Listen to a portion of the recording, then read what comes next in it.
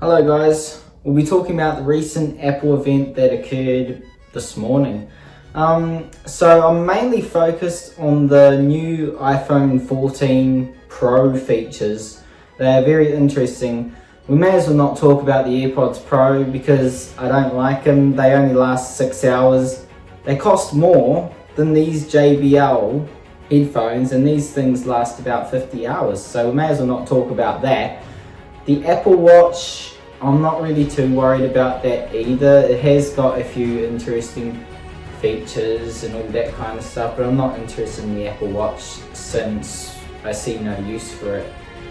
So how about we get started with the iPhone 14? Alright, so let's talk about the iPhone 14. Pretty obvious to the Apple advertisement, it'll be coming with iOS 16, which is mainly going to be utilized around the iPhone 14 and all its new functions.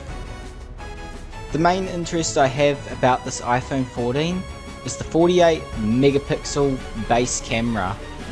The iPhone 14 obviously has 3 cameras like every other iPhone from 11 Pro and above, but most of these cameras are all 12 megapixel cameras, and I'm sure everyone is getting sick of those 12 megapixel cameras when Samsung have those 48 megapixels and 100 megapixels or above kind of cameras. Now the awesome thing about the iPhone 14 Pro that it features is the action mode on the camera.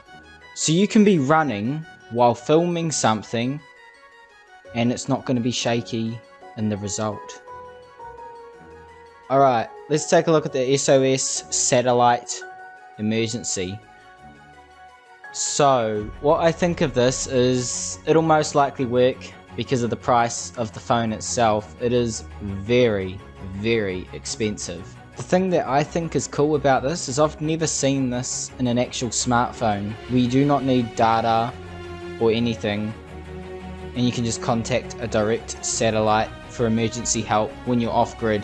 And I think that is amazing. Good job, Apple. Now they mentioned this feature that they hope we'll never have to use, and that is the crash detection, where it automatically rings an emergency service for you. Now my little concern about this is, what if I drop my phone and just leave it there? Is the phone gonna think I just crashed my car and then start trying to call an emergency service just because I dropped my phone off a cliff or something, and then I'll get the bill for that? Like, that's my little concern there. And I think it'd be cool to see some tests done on it to see if dropping your phone will set off the crash detection feature. Now let's talk about this dynamic island. It looks very, very strange to me. So you can put your app towards that little notch in the middle of your phone. Like, that's a bit weird. So you can tap on your notch to get rid of it, and then you can slide it up to your notch to put it up there. That looks very strange to me. I prefer not to have that notch in the middle. Like, it looks a bit annoying, but it'd be interesting to trial this phone and see exactly what it's like, how it works, and all that kind of stuff. Like, I'd like to see these changes, and are they major or not? The other thing I'd like to talk about is the iPhone 14 and the iPhone 14 Pro. Why do they both have different A-Bionic chips? The iPhone 14 has a A15 5-core GPU A-Bionic chip. It's a little bit more powerful than the iPhone 13, yes.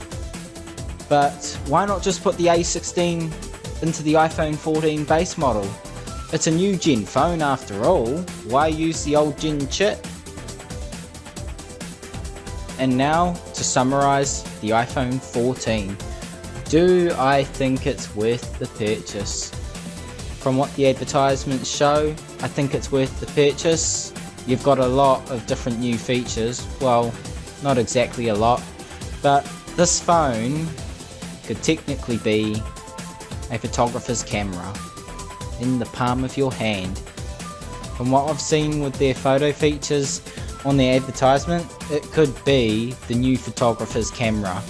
and you will no longer ever need to pull out that big chunky camera to take amazing photos. You just pull out your phone. It's got auto-focusing. The zoom's very clear, and all sorts. It's just in the palm of your hand. Thank you guys for watching my video about the Apple event and what I thought about it, and mostly the iPhone 14 of course. I'll be featuring a Splatoon 3 live stream later on tomorrow, so enjoy. I'll see you in the next one.